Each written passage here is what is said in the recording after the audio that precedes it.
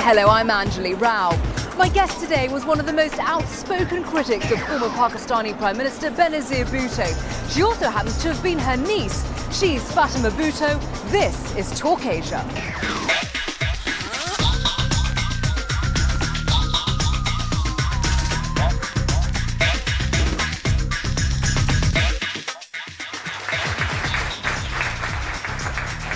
Good afternoon. Taking her place on the world stage. Born into the Bhutto dynasty, Fatima's life has always been under scrutiny. But she's recently emerged as a journalist and outspoken political commentator. Then it says another promise fulfilled. There were other ads that said another promise delivered. We promised you elections, we've done it. Aren't we clever? And then it says congratulations to the nation. A fierce opponent of President Pervez Musharraf, she's seen by some as a future political leader. The party of her family, the Pakistan People's Party, was founded by her grandfather Zulfikar Bhutto, who was Pakistan's first democratically elected prime minister. He was later executed by the military and his cause taken up by his daughter Benazir, who served 2 terms as prime minister. Brought up in Karachi, Fatima was deeply critical of her aunt's record, blaming her for the death of her father, who was shot dead by police in 1996 when Benazir was in office. Then in December of last year, Benazir Bhutto herself was killed while campaigning. If you're just joining us, we are looking at the assassination of Pakistan's opposition leader, Benazir Bhutto. The former 2-time prime minister was killed in a suicide attack at a political rally in the city of Rawalpindi. Subsequent elections saw massive gains for the PPP, who have taken power in a coalition government. Fatima, it's great to have you with us on this edition of Talk Asia. So let's begin with the most recent incident involving the Bhutto name, obviously the assassination of your aunt Benazir. Take us back to the moment when you found out what had happened. I was in Larkana, which is in the interior of Sindh, and I was going door to door. I was campaigning for my mother and the party, and someone pulled me aside and said that there had been an explosion, but that she hadn't been hurt. You know, and just 4 days before, our interior minister had also been the target of a suicide bomb attack.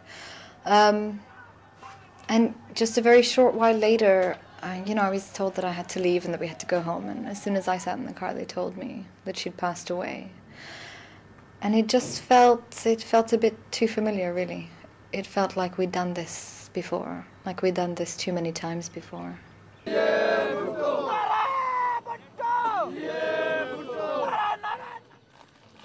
You had an acrimonious relationship with her when she was alive, I think, to say the least. But now, in death, you refer to her as Wadi Bua, which is what you called her when you were a kid. Should we read from that that you regret being so outspoken against her? No. I don't regret anything I said, because I always spoke on political matters. My criticism to her was political, not personal. But when she died, it became very clear to me that I knew 2 Benazirs. I knew 2 very different women. The first was Wadi, my aunt. And I knew her when she was a young woman, not much older than I am now. When she was fighting against great odds, and she was brave, and she was out of power and struggling. And then I knew the other Benazir, who was in power. And that was a Benazir that caused a lot of suffering for a lot of people. That was a Benazir that was unrecognizable to me.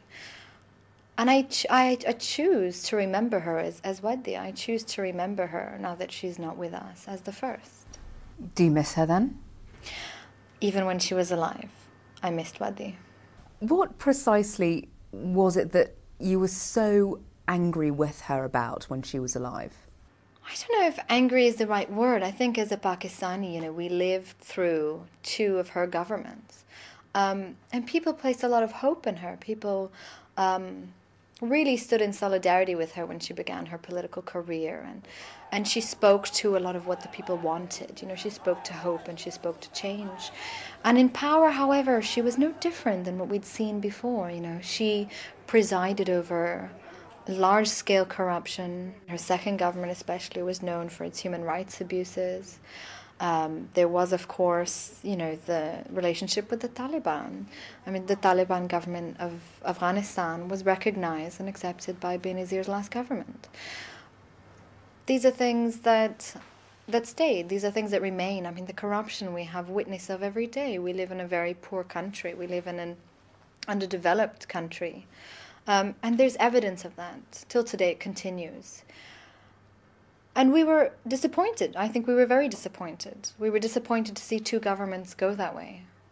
And I think the lack of accountability as she returned was very surprising. I mean, she came back and she, through a deal with the dictator, through General Musharraf, negotiated the National Reconciliation Ordinance, which is a bill unilaterally passed and signed by the president, that erases 20 years of corruption and includes a provision that will make it impossible to file sitting charges against future parliamentarians.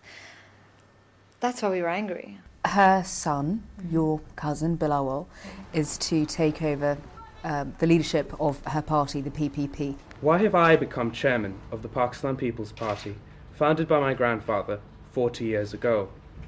The answer to this question is because it was recognized at this moment of crisis the party needed a close association with my mother through the bloodline. We don't know a lot about him. Are you in touch with him at all? No, I mean, the last time I saw Bilawal, before his mother's murder, he was 8 years old. Any idea then what sort of a leader he'll make, what sort of a head of party, and indeed one day maybe even head of state?